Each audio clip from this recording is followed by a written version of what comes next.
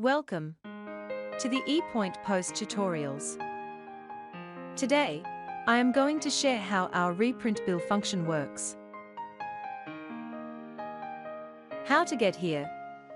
You may refer back my previous tutorial. Let's get started. Hit the Manager function button. Method 1.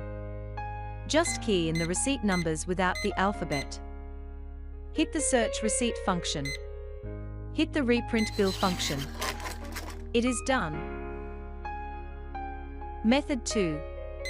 Key in the receipt numbers. Hit the Reprint Bill function. It is done.